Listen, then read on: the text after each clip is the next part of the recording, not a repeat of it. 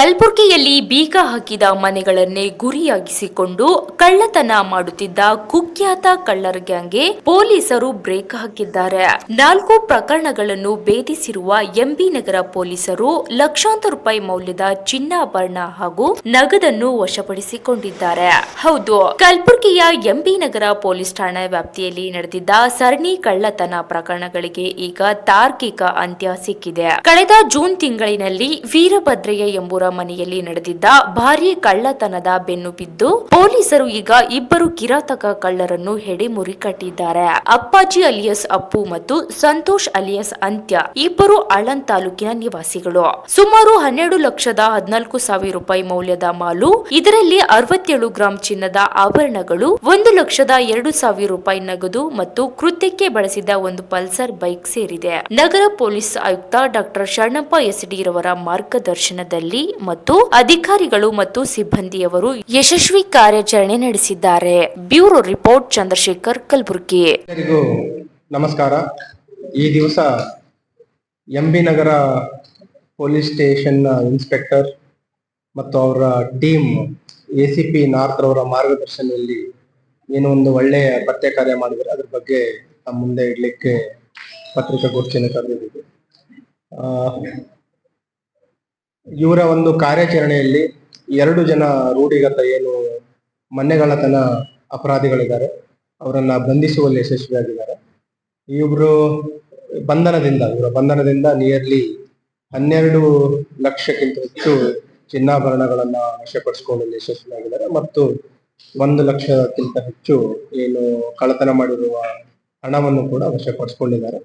ಮತ್ತು ಕೃತ್ಯಕ್ಕೆ ಅವರೇನು ಬಳಸ್ತಾ ಇದ್ರು ಪಲ್ಸರ್ ಬೈಕ್, ಆ ಬೈಕನ್ನು ಕೂಡ ವಶಪಡಿಸಿಕೊಂಡಿದ್ದಾರೆ.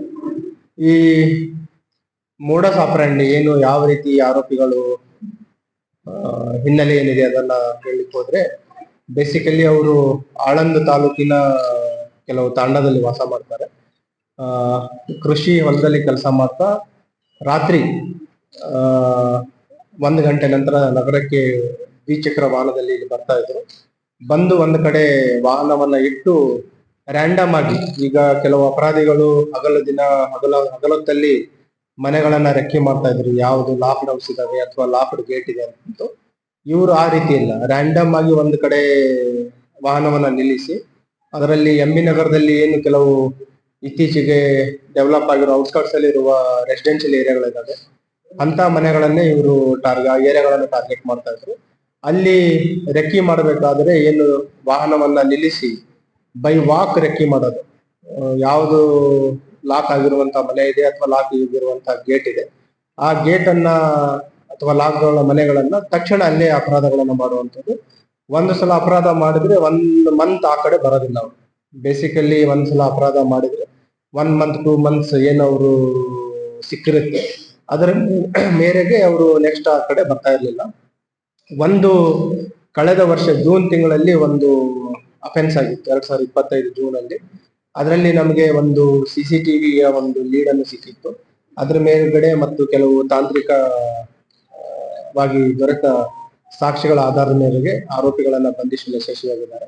ಅದರಲ್ಲಿ ಏನು ನಮಗೆ ಸಿಕ್ಕಿದೆ ತಾಂತ್ರಿಕ ಸಾಕ್ಷಿ, ಅದರ ಮೇರೆಗೆ 2ನೇ ಆರೋಪಿ, ಇದರಲ್ಲಿ ಏನು ಬಂಧಿತರಾಗಿದ್ದಾರೆ 2 ಜನ ಆರೋಪಿ, ಅದರಲ್ಲಿ 2ನೇ ಆರೋಪಿ ಬಂಧನ ಆಗಿದೆ. ಮತ್ತು ಅವನ ಒಂದು ಬಂಧನದಿಂದ ಅವನಿಗೆ ಅವ್ರ ಜೊತೆ ಬಂದಿದ್ದ ಇನ್ನೊಬ್ಬ ಆರೋಪಿ A1 ಆರೋಪಿನೂ ಕೂಡ ಬಂಧಿಸಲಾಗಿದೆ. ಇದ್ರ ಜೊತೆಗೆ ಇವ್ರ ಜೊತೆ ಇನ್ನೂ ಕೆಲವರು ಆರೋಪಿಗಳು ಇರುವ ಬಗ್ಗೆ ಮಾಹಿತಿ ಇದೆ ಮತ್ತು ಬೇರೆ ಕಡೆ ಅವರು ಅಪರಾಧ ಮಾಡಿದ ಬಗ್ಗೆ ಮಾಹಿತಿ ಇದೆ. ಈಗಾಗಲೇ ನಮ್ಮ ಅಧಿಕಾರಿಗಳಿಗೆ ನಿರ್ದೇಶನಗಳನ್ನು ನೀಡಿದ್ದೀವಿ. ಉಳಿದ ಆರೋಪಿಗಳ ಬಗ್ಗೆನೂ ಕೂಡ ಪತ್ತೆ ಮಾಡಲಿಕ್ಕೆ. ಆಮೇಲೆ ಈ ಆರೋಪಿಗಳದ್ದು ಹಿನ್ನೆಲೆಯನ್ನ ನಾವು ಚೆಕ್ ಮಾಡಿದಾಗ ಏನು ಒಬ್ಬ ಮೊದಲನೇ ಆರೋಪಿ ಇದ್ದಾನೆ, ಅವನ ಮೇಲೆ ಈಗ 4 ಪ್ರಕರಣಗಳಲ್ಲಿ ಈಗ ಭಾಗಿಯಾಗಿದ್ದಾರೆ ಮತ್ತು ಅದ್ರ ಜೊತೆಗೆ ಹಳೆಯ 2 ಪ್ರಕರಣಗಳು ಕೂಡ ಅವನ ಮೇಲೆ ಇದ್ದಾವೆ. ಸೊ ಅದಲ್ಲದೆ 2ನೇ ಆರೋಪಿ ಏನಿದ್ದಾನೆ ಅವನ ಮೇಲೆ ಹಳೆಯ 7 ಪ್ರಕರಣಗಳು ಅವನ ಮೇಲೆ ದಾಖಲಾಗಿದೆ ಮತ್ತು ಈಗ 4 ಪ್ರಕರಣಗಳಲ್ಲಿ ಭಾಗಿಯಾಗಿದ್ದಾನೆ. ಒಟ್ಟು 11 ಪ್ರಕರಣಗಳಲ್ಲಿ ಅವರು ಭಾಗಿಯಾಗಿದ್ದಾರೆ.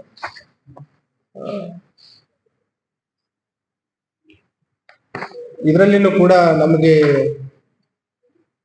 ಒಂದು ರಿಮೋಟ್ ಲೀಡ್ ಸಿಕ್ಕಿತ್ತು. ಒಂದು ಏನಂತಂದ್ರೆ ಈಗ MB ನಗರ ತಮ್ಗೆಲ್ಲ ಗೊತ್ತಿದೆ.